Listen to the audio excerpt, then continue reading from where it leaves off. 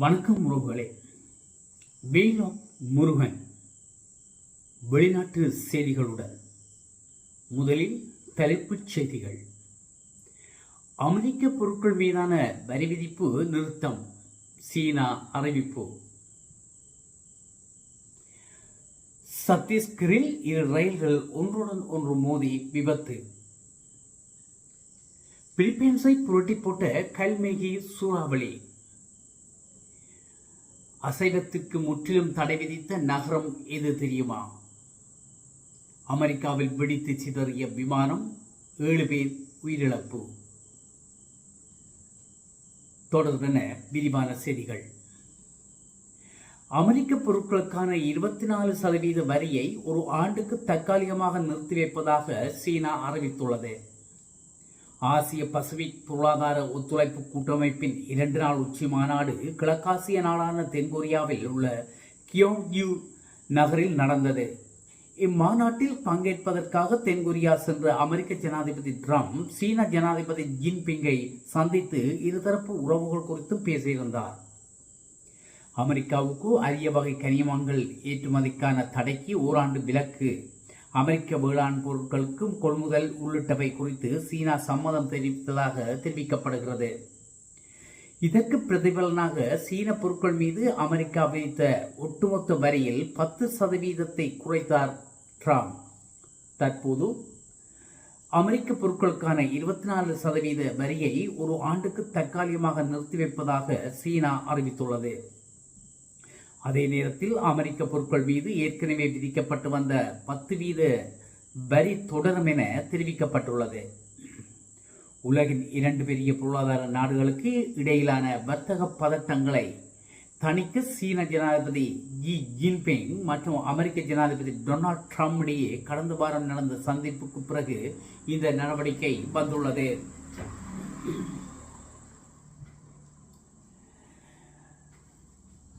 இந்தியாவின் சத்தீஸ்கரில் உள்ள பிலாஸ்பூர் ரயில் நிலையம் அருகே பயணிகள் ரயில் பொருட்கள் சேவை ரயிலுடன் மோதி விபத்துக்குள்ளாகியுள்ளது. நேற்று முன்தினம் செவ்வாய்க்கிழமை மாலை 4 மணியளவில் இடம்பெற்ற இந்த விபத்தில் 11 பேர் உயிரிழந்துள்ளதாகவும் 20 பேர் காயமடைந்துள்ளதாகவும் இந்திய ஊடகங்கள் செய்தி வெளியிட்டுள்ளன. கோர்வா மாவட்டத்தில் உள்ள கெப்ராவிலிருந்து பிலாஸ்பூருக்கு சென்ற மெமு பயணிகள் ரயில் நின்று கொண்டிருந்த பொருட்கள் சேவை ரயிலுடன் மோதியே இந்த விபத்து நிகழ்ந்துள்ளது. விபத்து நடந்த உடனேயே மீட்பு மற்றும் நிவாரணப் பணிகள் ஆரம்பிக்கப்பட்டன.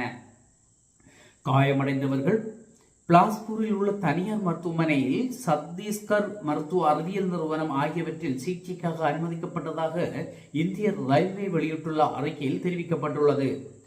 ஆரம்ப கட்ட விசாரணைகளில் பயணிகள் ரயில் சிவப்பு சமிஞ்சையை மீறி 60-70 கிலோமீட்டர் வேகத்தில் பொருட்கள் சேவை ரயிலில் மோதியதாக தெரிவிக்கப்படுகிறது. விபத்துக்கான துல்லியமான காரணத்தை கண்டறிய விரிவான விசாரணைகள் ஆரம்பிக்கப்பட்டுள்ளன. பிலிப்பைன்ஸை புரட்டி போட்ட கல்மேகி சூறாவளியால் 90 பேர் உயிரிழப்பு, வெள்ளத்தில் மிதக்கும் கார்கள், 300 வீடுகள் சேதம், சுமார் 180 விமானங்கள் ரத்து. பிலிப்பைன்ஸ் நாட்டை கல்மேகி என்ற சூறாவளி தாக்கியதால் 90 பேருக்கும் மேற்பட்டவர்கள் உயிரிழந்துள்ளதாக தெரிவிக்கப்படுகிறது. உயிரிழந்தவர்களின் செகுவின் தெற்கே உள்ள மிண்டானாவ் தீவில் நிவாரணப் பணிகளுக்கு உதவுவதற்காக அனுப்பப்பட்ட பின்னர் விபத்துக்குள்ளான இராணுவ உலங்கு வானூர்தியில் பயணித்த 6 பணியாளர்களும் அடங்குவர். லட்சக்கணக்கானோர் தங்கள் வீடுகளை விட்டு வெளியேறியுள்ளதாக அந்நாட்டு அதிகாரிகள் தெரிவித்துள்ளனர். வெள்ளத்தில் சிக்கி சுமார் 300 வீடுகள் சேதமடைந்தன. பல கார்கள் வெள்ள நீரில் அடித்து செல்லப்பட்டன. பல இடங்களில் மின்சாரம் துண்டிக்கப்பட்டது மற்றும் தொலைத்தொடர்பு சேவைகள் பாதிக்கப்பட்டுள்ளன. சூறாவளி காரணமாக 180க்கும் மேற்பட்ட விமானங்கள் ரத்து செய்யப்பட்டுள்ளதாக அங்கிருந்து வரும் செய்திகள் தெரிவிக்கின்றன. உணவு முறை என்று மட்டும் எடுத்துக்கொண்டால் சைவ உணவுகளை மட்டும் உண்பவர்கள், அசைவ விரும்பிகள், வேகன் உணவு முறையை பின்பற்றுபவர்கள் என பல வகையில் பிரிவினர் இருக்கின்றார்கள். அது தனிப்பட்ட ரீதியில் ஒவ்வொரு மனிதனுக்கும் இருக்கும் விருப்பம். ஆனால் உலகில் ஒரே ஒரு நகரத்தில் மாத்திரம் அசைவம் சாப்பிடுவது முற்றிலும் தடை விதிக்கப்பட்டுள்ளது. குஜராத் மாநிலம் பாவ் நகர் மாவட்டத்தில் உள்ள பாலிதானா நகரம் அசைவ உணவு விற்பனை மற்றும் நுகர்வுக்கு தடை விதித்த உலகின் முதல் நகரம் என்று பெயரை பெற்றுள்ளது. அதன் பின்னணியில் இருக்கும் காரணம் குறித்து விரிவாக விளக்கம் கீழ்வருமாறு. பாலிதானா நகரில் உள்ள 250க்கும் மேற்பட்ட இறைச்சி கடைகளை மூடுமாறு கோரி 200க்கும் மேற்பட்ட சமண துறவிகள் நடத்திய போராட்டத்தின் விளைவாக இந்த முடிவு பெறப்பட்டதாக குறிப்பிடப்படுகின்றது. அந்த வகையில் பாலிதானா நகரம் அசைவ உணவு விற்பனை மற்றும் நுகர்வுக்கு தடை விதித்த உலகின் முதல் நகரமாக அறியப்படுகிறது. பாலிதானாவில் உணவு என்பது தூய்மை மற்றும் அகிம்சையை மையமாக கொண்ட சமண தத்துவத்தின் பிரதிபலிப்பாகும். மண்ணில் உள்ள உயிரினங்களுக்கு தீங்கு விளைவிப்பதை தடுக்க வெங்காயம், பூண்டு மற்றும் உருளைக்கிழங்கு போன்ற வேர் காய்கறிகளை கூட இவர்கள் உணவில் சேர்த்துக் கொள்வதை தவிர்த்து வருகின்றனர். இங்குள்ள பல சமணர்கள் பால் மற்றும் பால் சார்ந்த பொருட்களையும் தவிர்ப்பதால் இப்பகுதியில் உள்ள உணவகங்கள் மற்றும் வீடுகளில் சைவ அல்லது மண்ணிற்கு அடியில் விளையாத உணவுகள் மட்டுமே காணப்படும். அவ்வாறான முடிவு எட்டப்பட முக்கிய காரணம் இப்பகுதியில் குறிப்பிடத்தக்க கலாச்சாரம் மற்றும் மத மாற்றத்தை குறிக்கிறது. இது சமணத்தின் வலுவான செல்வாக்கையும் அதன் கொள்கைகளையும் பிரதிபலிப்பதன் காரணமாகவும் சமண துறவிகளின் உணர்வுகளுக்கு மதிப்பளிக்கும் விதமாகவும் இங்கு அசைவ உணவுகளுக்கு தடை விதிக்கப்பட்டுள்ளமை குறிப்பிடத்தக்கது. அமெரிக்காவில் சரக்கு விமானம் வெடித்து சிதறியதில் 7 பேர் உயிரிழந்தனர். மேலும் 11 பேர் பலத்த காயங்கள் அடைந்தனர். அமெரிக்காவின் லூயிஸ்வில் விமான நிலையத்திலிருந்து சரக்கு விமானம் ஒன்று புறப்பட்டது.